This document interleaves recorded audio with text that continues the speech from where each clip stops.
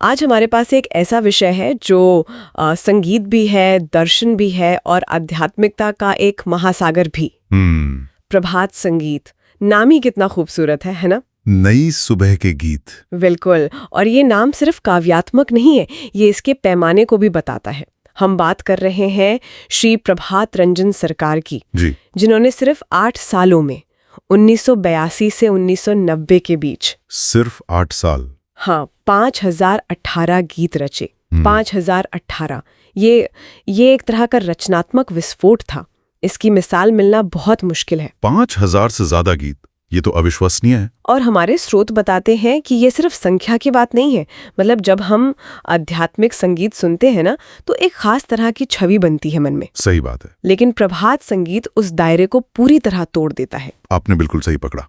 इसमें भक्ति और प्रेम तो है ही, वो तो उसका मूल है, लेकिन साथ में सामाजिक चेतना भी है, मानवतावाद है, प्रकृति है। और संगीत की दृष्टि से भी तो ये खजाना है, बहुत बड़ा। कहीं आपको शुद्ध शास्त्रीय राग मिलेंगे, तो कहीं बंगाल की, असम की या दुनिया भर के लोक धुनों का असर दिखेगा।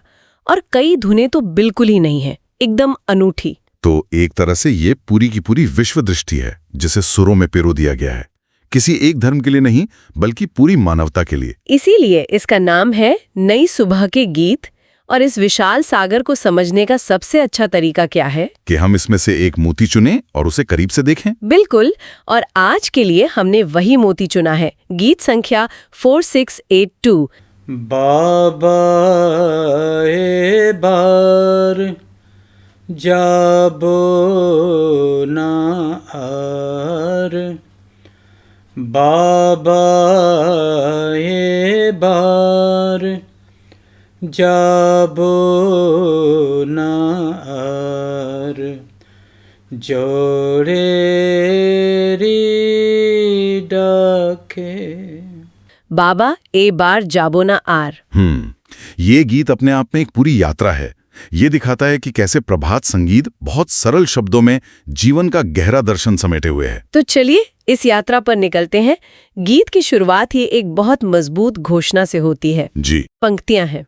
बाबा ए बार जाबो ना आर, जोड़े री डाके, रंग बेरंगे खेलना आशार, रंग बेरंगे खेलना आशार, डाके आमाके।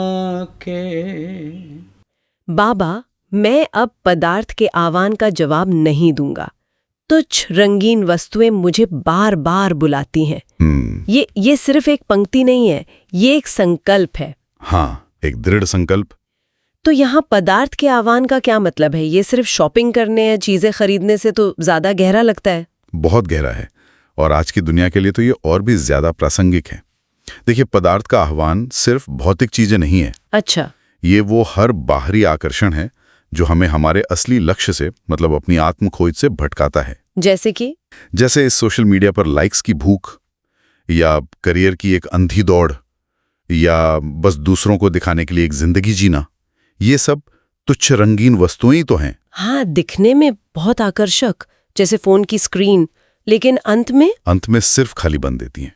ये तो ऐसा हुआ जैसे हम एक अंतहीन ट्रेडमिल पे दौड़ रहे हैं और हमारे सामने एक गाजर लटकी हुई है। बिल्कुल सही कहा। हम सोचते हैं कि अगली चीज, अगला प्रमोशन, अगली छुट्टी, अगला गैजेट वो हमें खुशी देगा, पर वो बस हमें और दौड़ाता है। और ये बार बार बुलाती है वाली बात बहुत सच्ची है। ये प्रलोभन कभी खत्म ही नहीं होता। इसीलिए ये एक सचेत संकल्प है, रोजाना करने वाला। ये आध्यात्मिक परिपक्वता का पहला कदम है, ये समझना कि असली खजाना बाहर की चमक दमक में नहीं, अपने अंदर है। तो इस मजबूत संकल्प के बाद कोई सोचेगा कि चलो अब रास्ता साफ है। लेकिन गीत तुरंत उन जालों की बात करता है जिनमें लोग फंसते हैं। और ये हिस्सा तो वाकई कमाल का है। अगली पंक्तियां हैं के वो बतारा में घेर घेरा, কেউ বা চাঁদের আলোয় হারা,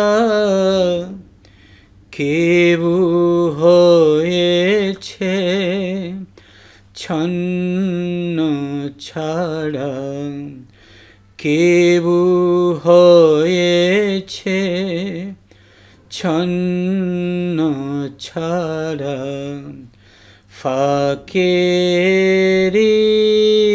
पाके।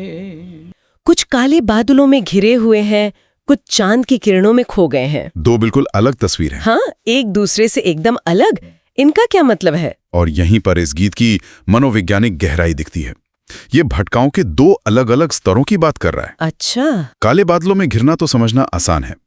ये निराशा है, अवसाद है, असफलता है, जीवन की समस्या है। हाँ, जब कोई दुख या मुश्किलों में इतना फंस जाए कि उसे कोई उम्मीद ही ना दिखे। बिल्कुल, वो इन काले बादलों में घिरा हुआ है। ये एक साफ, दर्दनाक जाल है जिससे हर कोई बाहर निकलना चाहता है। सही बात है, लेकिन जो दूसरी तस्वीर है वो ज्यादा पेचीदा है। चांद की किरणों में खो जाना, ये तो सुनने में बहुत सुंदर लगता है। चांदनी तो खूबसूरत होती है, काव्यात्मक होती है, उसमें खो जाना बुरा कैसे हो सकता है? यही तो जाल है, यही सूक्ष्म पेच है। देखिए, चांद की रोशनी अपनी होती है क्या? नहीं, वो तो सूरज से ली हुई होती है। बस वो उधार की रोशनी है, स्रोत नहीं। तो ये उन लोगों का प्रतीक है जो ज्ञान, कला या तथाकथित आध्यात्मिकता की सतह पर ही रह जाते हैं। मतलब आज का जो वेलनेस कल्चर है, कोई व्यक्ति मोटिवेशनल कोट्स, मेडिटेशन एप्स और पॉजिटिविटी की दुनिया में इतना खो जाता है कि उसे लगता है कि वो बहुत आध्यात्मिक हो गया है। अच्छा, तो ये एक तरह का आध्यात्मिक बाईपासिंग है। बिल्कुल सही शब्द इस्तेमाल किया आपने। जहां आप अच्छा महसूस करने की चांदनी में इतने खो गए हैं कि आप अपने असली मुद्दों, अपने असली कांटों का सामना करने से बच रहे हैं। हाँ, आपको लगता है कि आप मंजिल पर हैं, जबकि आप बस मंजिल की परछाई में आराम कर रहे हैं। वाह! ये बौद्धिक अहंकार भी हो सकता है। कोई बहुत सारी किताबें पढ़कर या प्रवचन सुनकर सोच सकता है कि उसे सब पता चल गया। वो उस ज्ञान की चांदनी का आनंद ले रहा है, लेकिन उस ज्ञान के असली स्रोत यानी प्रत्यक्ष अनुभव और आत्म साक्षात्कार के सूरज तक पहुंचने की कोशिश ही नहीं कर रहा। मतलब काले बादलों का खतरा तो साफ साफ दिखता है, लेकिन चांदनी का खतरा तो महसूस ही नहीं होता, और शायद इसीलिए वो ज्यादा खतरनाक है। बिल्कुल। तो एक तरफ अज्ञान के काले बादल हैं और दूसरी तरफ आधे अधूरे ज्ञान की खूबसूरत चांदनी का जाल। लेकिन गीत में एक तीसरे तरह के भटकाव की भी बात है। अगली पंक्ति है, कुछ धोखे के भंवर में बिगड़ गए हैं। धोखे का भंवर, ये सुनने में ही बहुत शक्तिशाली लगता है। ये माया के चक्र का वर्णन है जिसकी बात भारतीय दर्शन में अक्सर होती है। ये वो भंवर है जो हमें विश्वास दिलाता है कि असली खुशी और पहचान बाहरी चीजों से मिलती है। पैसा, पद, प्रतिष्ठा, दूसरों की नजर में हमारी छवि। और भंवर शब्द इसलिए है क्योंकि आप इसमें गोल गोल घूमते रहते हैं। आपको लगता है कि आप तरक्की कर रहे हैं, लेकिन आप उन्हीं इच्छाओं, ईर्ष्या और असुरक्षाओं के चक्र में फंसे रहते हैं। ये तो आज की रैट रेस का एकदम सटीक वर्णन है, और इस प्रक्रिया में व्यक्ति बिगड़ जाता है। ये जो शब्द है छन छाड़ा, इसका शाब्दिक अर्थ क्या है? ये सुनने में बहुत गहरा लग रहा है। बहुत गहरा सवाल है। छन छड़ा का शाब्दिक अर्थ है छत के बिना, मतलब बिना किसी आश्रय के, बिना किसी आधार के। अच्छा। जब कोई इस धोखे के भंवर में फंसता है तो वो अपने असली आध्यात्मिक आधार को खो देता है। उसकी पहचान और खुशी उन बाहरी चीजों पर टिक जाती हैं जो किसी भी पल छिन सकती हैं। नौकरी जा सकती है, शोहरत कम हो सकती है। बिल्कुल। तो वो बिना छत के, बिना किसी सहारे के रह जाता है, हमेशा एक अनजाने डर में जीता है। यानी वो अपनी असली पहचान खोकर बस समाज द्वारा दी गई भूमिकाओं का एक खोखला ढांचा बनकर रह जाता है। सही कहा। ये तो बहुत ही मार्मिक स्थिति है। तो हमने 3 तरह के जाल देखे, निराशा के बादल, झूठे संतोष की चांदनी और सामाजिक अपेक्षाओं का भंवर। ये सब देखकर तो कोई भी हताश हो सकता है। और गीत इसी मार्मिक भावना को अगले अंतरे में पकड़ता है। अच्छा। हाँ, अब गीत कहता है, पथेर हदीस केवु जाने ना, पथ केनोता केवु बोझे ना,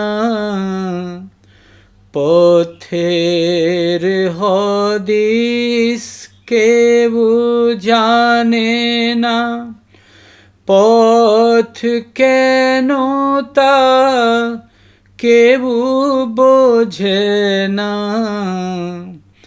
কাঁটার ভয়ে কেউ চলে না, কাঁটার ভয়ে কেউ চলে না, নিজেরই লক্ষ্যে, নিজেরই লক্ষ্যে। कोई भी बाहर निकलने का सही रास्ता नहीं जानता, कोई भी सफलता के रहस्य को नहीं समझता। हाँ, ये पहली नजर में थोड़ा निराशाजनक लगता है, जैसे कोई उम्मीद ही नहीं है। अगर कोई सही रास्ता जानता ही नहीं तो फिर उस शुरुआती संकल्प का क्या फायदा? देखिए, ये निराशावादी नहीं, यथार्थवादी है।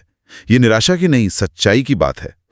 ये इस बात को स्वीकार करना है कि हमारी बुद्धि और हमारी इंद्रियां, जिनकी मदद से हम बाहरी दुनिया को जानते हैं, वो इस आंतरिक यात्रा का नक्शा नहीं बना सकती। मतलब यहाँ सफलता का रहस्य सांसारिक सफलता नहीं है? नहीं, बिल्कुल नहीं। ये आध्यात्मिक मंजिल तक पहुंचना है, और उसका कोई रेडीमेड गूगल मैप नहीं होता। तो ये एक तरह से अहंकार के समर्पण की बात है, ये स्वीकार करना कि मैं अपनी होशियारी से ये रास्ता नहीं खोज सकती। बिल्कुल। और शायद इसीलिए गीत की शुरुआत बाबा यानी एक उच्च शक्ति को संबोधित करने से होती है। ये कहने जैसा है, मुझे पता है कि मैं खो जाऊंगी, इसलिए मुझे आपके मार्गदर्शन की जरूरत है। आपने सार पकड़ लिया। ये मानवीय बुद्धि की सीमाओं की स्वीकृति है। तर्क और विश्लेषण हमें एक बिंदु तक ले जा सकते हैं, लेकिन उसके आगे का रास्ता विश्वास, समर्पण और अंतर्ज्ञान से तय होता है। इसीलिए कोई भी अपने आप सही रास्ता नहीं जान सकता। ये सब हमें गीत के अंतिम और सबसे शक्तिशाली हिस्से की ओर ले जाता है। इन सभी भटकावों और सीमाओं को समझने के बाद अंतिम निष्कर्ष क्या है? गीत का अंत इन पंक्तियों से होता है, कोई भी कांटों के उस रास्ते पर नहीं चलना चाहता जो दिव्य लक्ष्य की ओर ले जाता है। कांटों का रास्ता, यही इस पूरी यात्रा का निचोड़ है। गीत यहाँ चुनौती को बिल्कुल साफ कर देता है। सच्ची खुशी, सच्ची शांति, या जैसे गीत में दिव्य लक्ष्य कहा गया है, उस तक पहुंचने का रास्ता आसान नहीं है, फूलों भरा नहीं है। उसके लिए अनुशासन चाहिए, अपनी कमजोरियों का सामना करने की हिम्मत चाहिए, और ज्यादातर लोग आसान रास्ता चुनना पसंद करते हैं, भले ही वो रास्ता उन्हें कहीं ना ले जाए, बस भंवर में गोल गोल घुमाता रहें। और ये कांटे क्या हैं? क्या ये बाहरी मुश्किलें हैं? बाहरी मुश्किलें तो हैं ही, लेकिन अक्सर असली कांटे हमारे अपने अंदर होते हैं। जैसे हमारा आलस्य, हमारी बुरी आदतें, हमारा अहंकार, हमारे डर। सुबह जल्दी उठकर ध्यान करने का आलस्य एक कांटा है। सही बात है। किसी की कड़वी बात सुनकर गुस्सा करने की आदत एक कांटा है। अपनी गलती मानने से इनकार करने वाला अहंकार एक कांटा है। इन कांटों का सामना करने में दर्द होता है, इसीलिए कोई इन पर चलना नहीं चाहता। ये एक बहुत ही दमदार अंत है। गीत एक दृढ़ संकल्प के साथ शुरू हुआ, फिर उसने भटकाव के सारे नक्शे दिखाए और अंत में उस संकल्प को पूरा करने की कीमत बताई। ये कोई काल्पनिक आदर्शवाद नहीं है, बल्कि एक बहुत ही यथार्थवादी और सच्चा आध्यात्मिक रोड मैप है। ये कहता है कि रास्ता मुश्किल है, लेकिन ये भी बताता है कि मंजिल भी उतनी ही शानदार है। और एक बात पर ध्यान दीजिए, गीत ये नहीं कहता कि कोई भी चल नहीं सकता। अच्छा, वो कहता है कोई भी चलना नहीं चाहता। यानी चुनाव हमारे हाथ में है।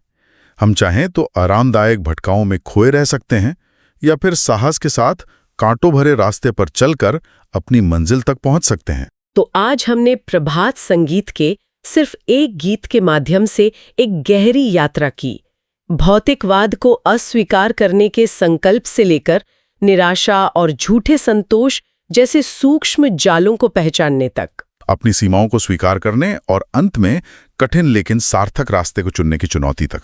हाँ, और ये एक गीत प्रभात संगीत के पूरे दर्शन को दिखाता है। अंधकार से प्रकाश की ओर, साधारण से असाधारण की ओर एक सचेत यात्रा। यही है नई सुबह के गीतों का सच्चा संदेश। ये सिर्फ सुनने के लिए संगीत नहीं है, ये जीने के लिए एक दर्शन है। और जाते जाते आपके लिए एक विचार छोड़ जाते हैं। हमने आज भटकाव के दो मुख्य जालों की बात की। एक है निराशा के काले बादल, और दूसरा है झूठे संतोष की चांद की किरणें।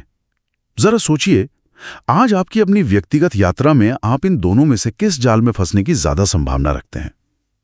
उस साफ साफ दिखने वाले संघर्ष में जिसे आप देख सकते हैं और उससे नफरत करते हैं, या उस आरामदायक स्थिति में जो आपको इतनी अच्छी लगती है कि आपको पता ही नहीं चलता कि आप आगे बढ़ना बंद कर चुके हैं?